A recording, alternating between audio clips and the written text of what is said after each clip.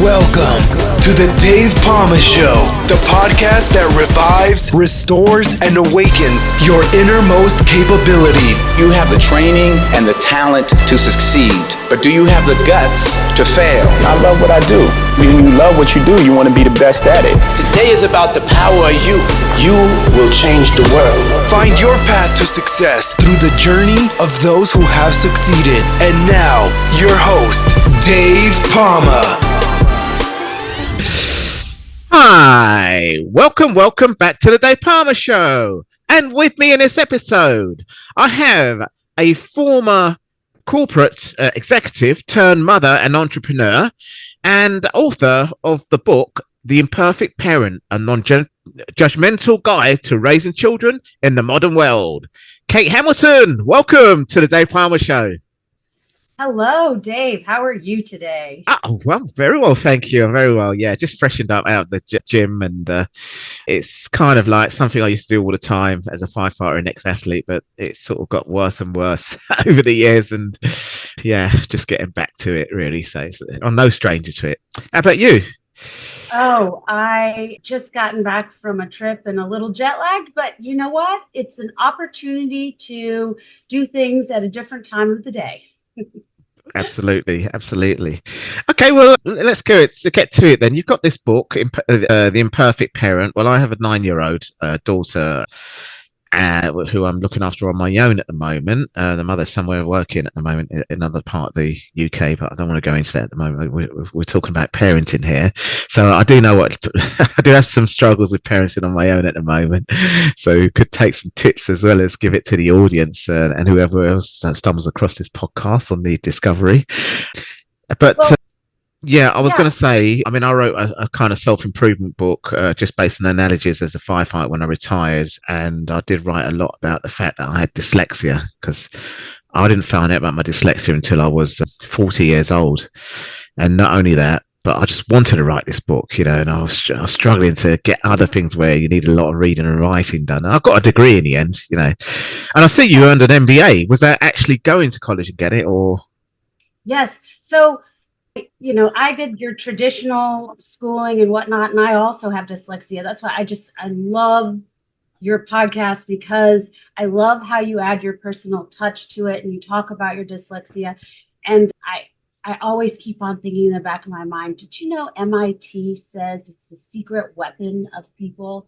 I mean, when institution of that caliber understands what dyslexia, we don't learn the same way as everybody else. Yeah, that's right. Yeah. And really, I think that, and I think my dyslexia is one of the reasons I was able to write this book, and one of the reasons it was hard to write this book. Yeah, I know. Yeah. Did you have someone to help you write it yourself, or because someone helps me write mine? I wrote the book, and then I had an amazing editor that cut it down. Yeah. I had tons of stories and had every detail and strategy and why and whatnot. And they're like, Kate, condense. Nobody wants to hear all those details. They can understand without all those details. Yeah. Thank you. And you know, it takes a village. And I believe that everybody has their strengths. And it's really important to go figure out what our strengths are. Yeah. And then when we know those strengths, then we can put them into position. And I think one of the coolest things was this Gallup organization has this called Strength Finders.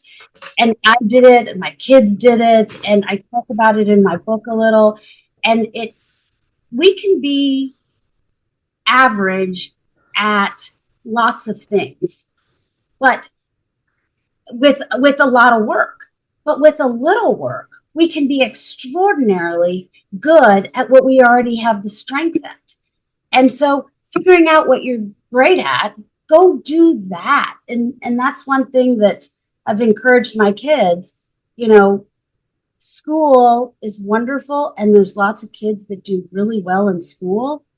But I love how today there's tons of different kinds of schools. Yeah. we get to choose then which school is best for our kids. And not all schools are best for all kids. And Yeah. everybody learns differently. And we have to, again, figuring out what our kids' strengths are really helps us to figure out how to parent the child that's in front of us too. That's right. Sometimes the school's trying to kind of intervene what you should know best, really, and it doesn't help sometimes, I don't think, because I was in that situation, or still am a little bit, but it's like, Oh, oh my gosh, I'd love to go on to that topic a little more because I love experts. And I know that that teachers are experts in their field. Yeah. But they're experts about a topic that they know very well. They're not an expert on my child. No. And sometimes they can misdiagnose or not understand what's being presented because they don't see the whole picture.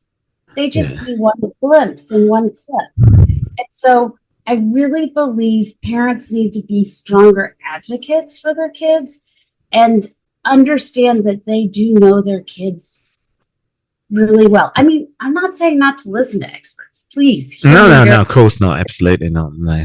What I am saying is that maybe you tweak what those experts are saying because not all of what they have to tell you is perfect for your kid. Yeah. Yeah, and they've got so many kids to sort of look at as well. And the bad thing about it, or sad thing about it, I should say, is that that's what they could say is, well, we've got so many kids, how are we supposed to know? So, one minute they're telling you what to do, next minute say, well, we don't know, because we've got so many kids. But anyway, let's not go down there because obviously they do a great job. I did a great job. You're doing a great job. And one thing I did enjoy hearing was on the turn of the radio and in the car at the end of the summer holidays saying, yeah, you did it, parents, you're the heroes, you managed 6 weeks with your with your kids, whether you're working or not. You had to keep them entertained. So that's amazing, really. Yeah, we get that opportunity to spend that time with them, and sometimes it's amazing what they can teach us. Yeah, I've certainly been a learning curve. I can tell you that much. So let's go on that note. Let's go on to your book now. Okay. Actually, what got you to write it? Actually, I mean, you was a former MBA and an entrepreneur in international business, corporate executive. What was that all about? I mean, because that's really where you was an expert before, wasn't it? What business was that in? What business was that in before you wrote the book? My background's accounting, so I worked in Partners, Philip Morris, and executive stuff there. And then I decided to quit. I married an entrepreneur, and then worked with him. We were yin and yang together. It was, we're still married. Yeah. Still have kids. I say that in a really, it takes a lot to be married and work together. Yeah.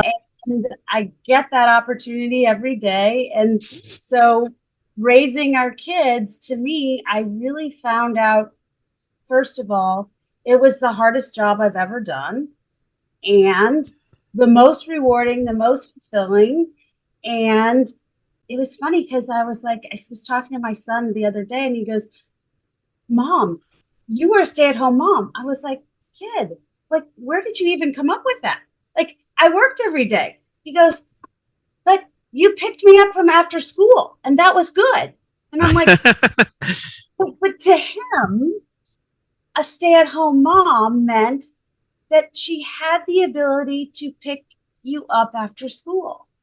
And it goes to show that our kids and their definitions of what things are very different than what we put on ourselves.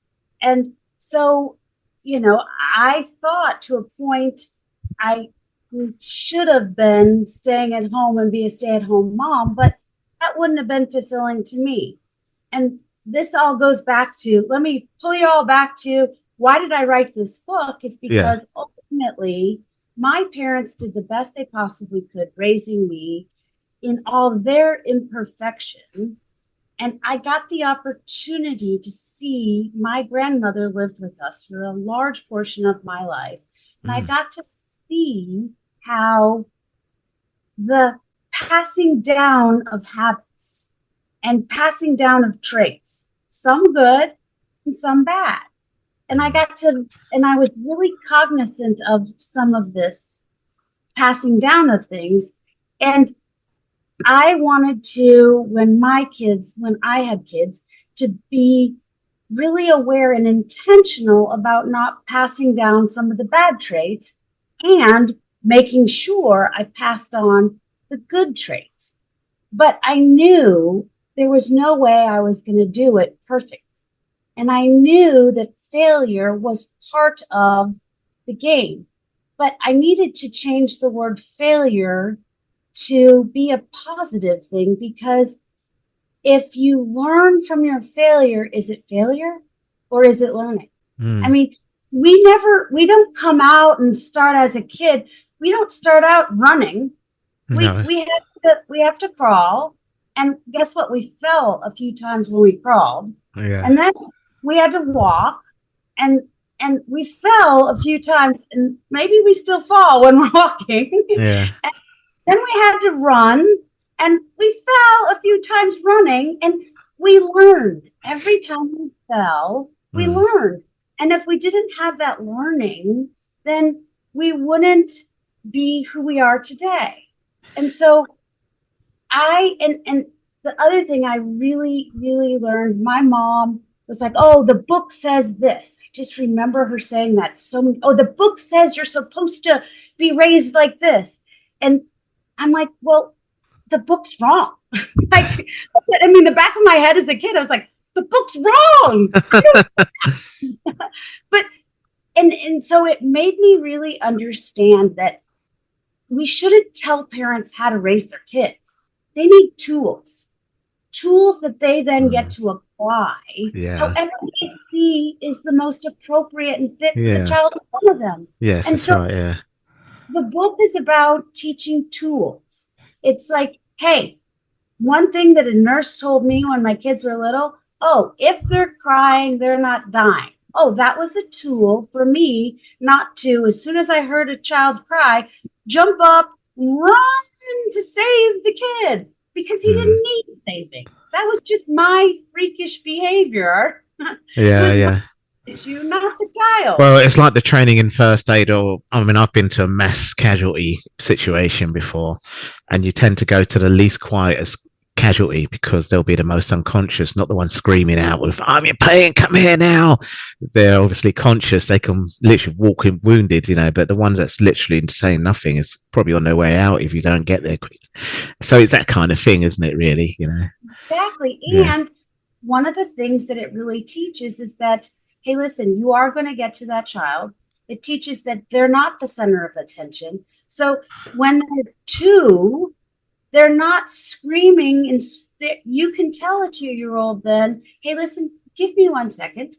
I need to finish what I'm doing here, because they know you will get back to them. They've had the training. And, we talk about terrible 2s. Well, it doesn't have to be. We kind of created it sometimes. Yeah. And so, another thing I have is like the 8-year rule. 8 years before your children are going to be exposed to something or need to know information about something, start telling them your version, telling them your thoughts, telling them your ideas.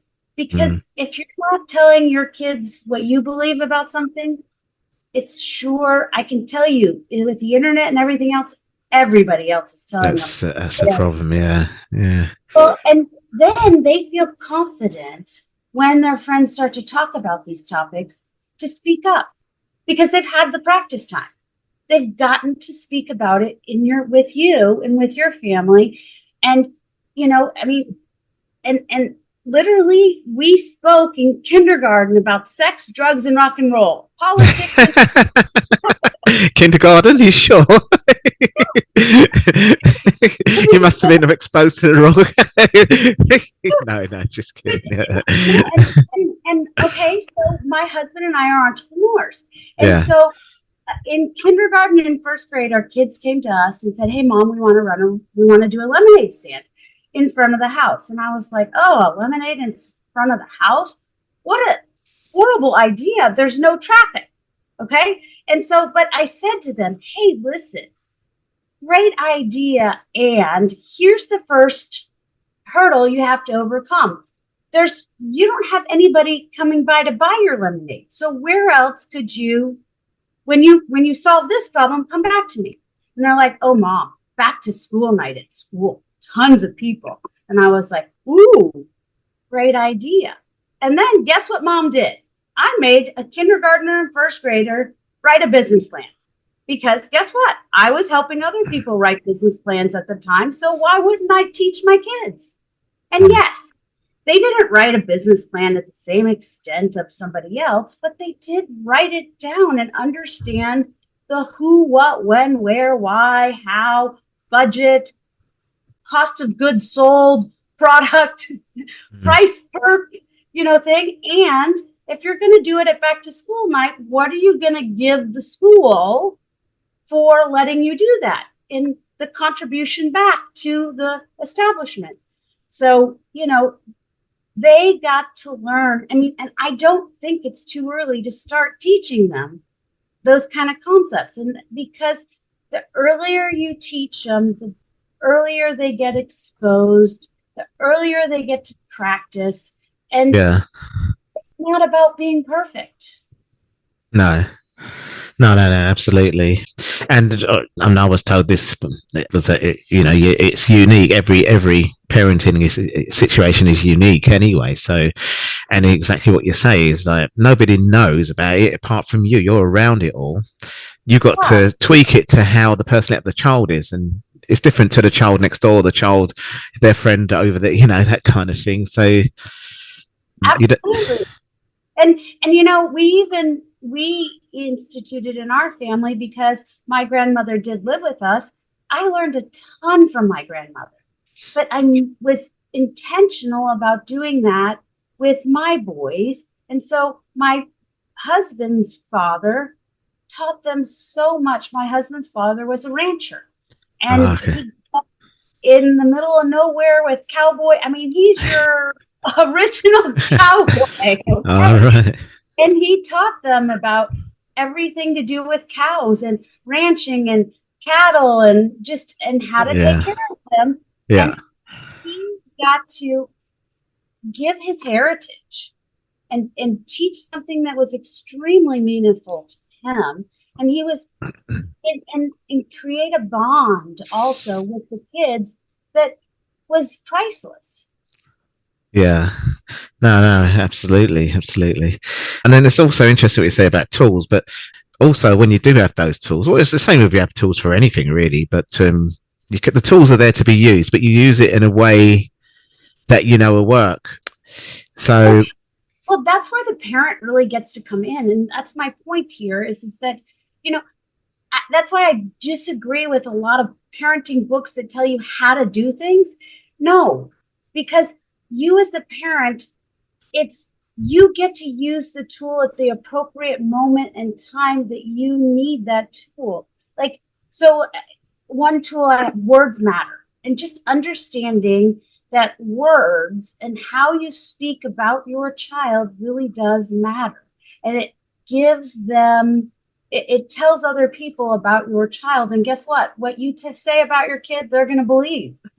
So I get to shape what other people think about my child. So I'm very, very careful about words. And so teaching that concept or that tool to somebody else, I have a really good friend, and she used to say her son was shy. And I said, "Hey, is he really shy? Because once he gets to know and play with you, he's really outgoing and an amazing child to be around. And he's really articulate and fun. But he has this transition period that he's learning how to meet people. He's little. Oh, okay, yeah. And he's not sure yet who this person is. This is a new person. Yeah. And that first moment, he runs behind her legs. Yeah. And so her way of explaining it was that he's shy. And I was like, hey, maybe say is that he's learning how to meet people. And this is his response. And so she has now a tool, and the tool is I get to choose different words. I get to sit down and figure out words that are positive about my child and tell people positive words about my child's behavior instead of just resorting to, oh, he's shy, because that's easy. Yeah, I know. Yeah. And they don't want to hear that, really, do they? They don't need to hear that, to be honest. I mean, if they're behaving bad, probably an educational way of saying, well, look, listen, what you did there was, if it's quite serious, that's very serious, it's very dangerous. Next time, I'd like you to, stand on the road and make sure you look on both sides before you do cross the road. Something like that. I'm just saying. Oh my gosh, my son used to throw a temper tantrum when he started playing organized sports. He threw a temper tantrum. I mean, got angry. And I was like, okay. I went up to him and said, hey, your behavior is bad, and you get the opportunity to apologize. And what else can you do? Because I know you're a winner. I know you like to lose. And so he now goes, he's the kid you want on your team because he'll do everything ahead of time to motivate everybody on that team to win. And he'll practice and he'll tell positive things, and he speaks so highly of his teammates, and you've got this, and encouraging and whatnot, because he does not want to lose. He will do everything and anything not to lose. Yeah, no, well, nobody likes losing, really, I suppose. But it's how you deal with those emotions. So actually, it's fine to have those emotions. I think in the UK, we've got this slogan, it's okay not to be okay, kind of thing. In other words, it's actually worse if you bottle up your feelings, let it out, let's speak about it, but don't have a bad behavior that goes with it. Don't hit people, don't break things, don't lash out, or whatever it is you're doing that's behavioral, that's offensive or dangerous. I think that's for anyone, but kids don't understand it because their brain's not developed enough. By the time you're an adult, it would have been developed enough, really. No, and that's the other thing is like, hey, I get the kids always to tell me their feelings. And instead of me telling them their feelings, obviously you look like you're angry. Well, now he's going to tell me he's angry. No, tell me what you're feeling and let's talk about it so that you can feel it, because I acknowledge what they're feeling, not tell them what they're feeling. Yeah, it could be frustrated, hurt, sad, and it's, causing you to feel, kind of, I don't know. Well, and one of my sons, it was at the beginning, I didn't know how to handle it. He used to use the word good. He still uses the word good. We joke with him about the word good, but everything is good. So how are you feeling? Good. How was that? Good. What about that? And you're like, okay, what else? And so it was always, what else are you feeling?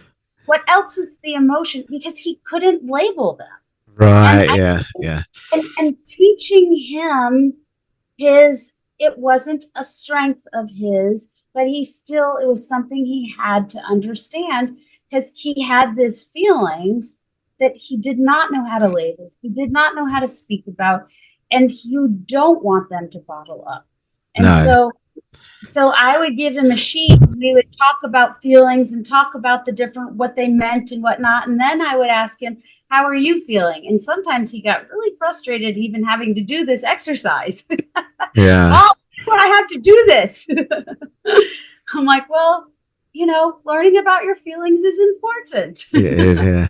And you've got a boy there as well, so we're renowned for not letting it out as much, But kids in general, they've got to regulate, because their brains aren't developed and they don't know what's going on, really. Probably even more so, worse so when they get to teenagers. But you've got grown up sons anyway now, haven't you? So now now. Yeah, now, yeah, exactly. I've got a 9-year-old, and I'm getting ready for all of it. But I took her to watch Inside Out 2 about 3 times. She's seen one a Awesome. couple of times. So. Well, with girls, there's lots of differences between boys and girls, and I'm a boy mom, and so my boys did not talk, did not share feelings and emotions, and your typical kind of Yeah, stereotypical boy stuff. yeah, I know. There Yeah. also can be girls that are the same way, There is, yeah, it's true. and one of my sons actually today is now very vocal, very emotional, and Yeah. talks a lot about his feelings. And he's like, "Mom, I need a hug." I'm like, "Oh, okay." But we didn't have those kind of movies when my kids were young. And No, that's right. Yeah. It was a bit more machoed, wasn't it? There in those days, in the 70s, and I don't know what. Yeah. What yeah, I mean, I grew up in the 70s and 80s era. Left Yeah. school in the early 80s.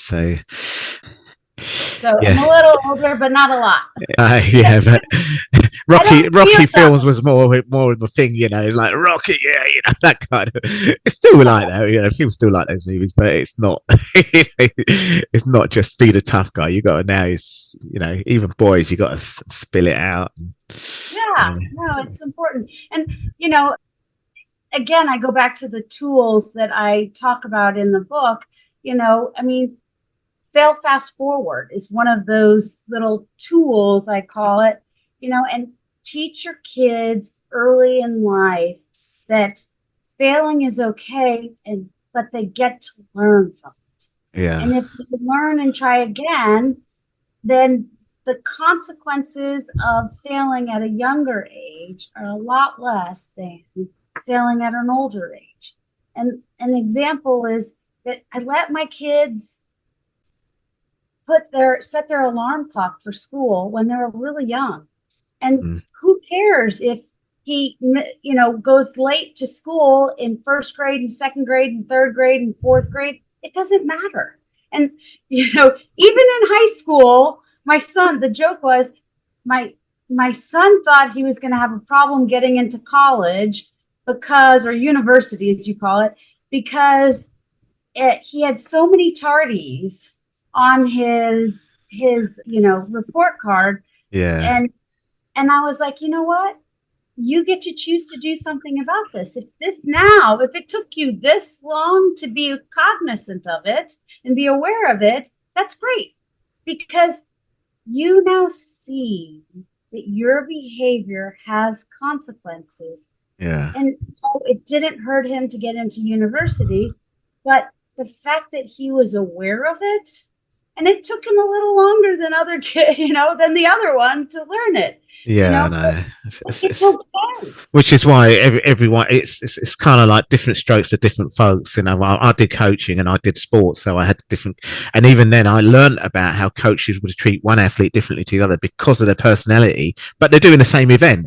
But this will get them motivated and differently to the other one, and that's why he's speaking differently to this one and a bit harder to the other. And this one is like, because it's different strokes for different folks to get them to do the same thing, which is in your son's case to get to university or whatever, Exactly.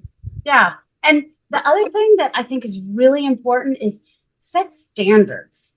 Yeah, of course, yeah. Not expectations for kids. Yeah. And I think COVID was a great example of people having expectations, unmet expectations, and unmet expectations is probably the hardest thing to deal with in life.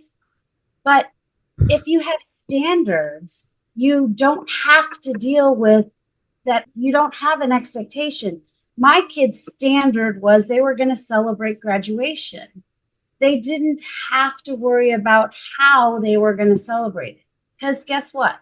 It was very different than what the other kids expected. And their senior year of high school was very different than what other kids or what they thought or other kids expected. But my kids thrived and loved their senior year of high school, because, I mean, frankly, I did too, because we're all working at home. Yeah, And that's right. friends got to come over and have quote school, which they did the best they could teaching our kids school during that time, but school at my house. And they got to hang out, play, and I mean, the learning was very different. Yes, yeah. But it was, in my opinion, it was a growth that it set them up to be very successful in college, because they now had to understand that they got to learn on their own. There was nobody going to hold them accountable.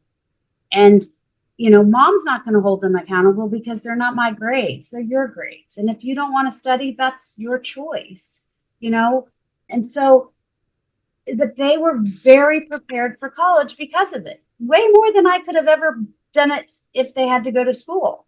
So, COVID was very, don't get me wrong, COVID was very hard for a lot of people, and it wasn't something I'd like to repeat in any way or shape, but I can tell you some really positive things that came out of it for the kids who didn't have expectations. Right, I see. Yeah. On that note, we would have to wind it down a bit. Could you tell our listeners where they can find your book, and what tips or other, just one word, a one-liner out there to get them motivated about parenting? So you can buy it on Amazon. It's available today. It's The Imperfect Parent, a non-judgmental guide about raising children in the modern world. It's Imperfect Parent by Kate Hamilton. You put that in there, it'll come up every time. And really, the thing that I want to say is The Imperfect Parent is definitely what you should strive for. But when you strive for imperfection, you have to be quick to say you're sorry. Slow to judge, and learn from your mistakes. And so that's what I'd love to leave everybody with. Perfect, Kate. Perfect. That was a great ending. And I'll tell you, it's a great pleasure speaking to you today. I wish I could do my shows for longer, but I just did this format, and no, you're perfect. Dave, and someday I would love to hear nothing's perfect, so including how we could have probably had spent longer on this whole topic now, but I'm sure I'll have you back anyway as a parenting kind of expert with the book. Well, not expert, but you know what I mean. It's parenting tips on your book and based on your book and everything. Exactly. But in the meantime, we'll have to obviously move on now, and I'd just like to say thanks a lot for coming on the show and talking to my audience today. Thank you very much, Dave, and I wish you the best in everything you do. That's all for this episode. Thanks for listening, and remember, if you want to support what we do, then share, subscribe, and leave a review over on Apple Podcasts, or head over to my website, davepalmer.com, and click on Rate Show. Well, that's all for now, but I'll see you in the next episode of The Dave Palmer Show. Follow us on Facebook, Twitter, and Instagram.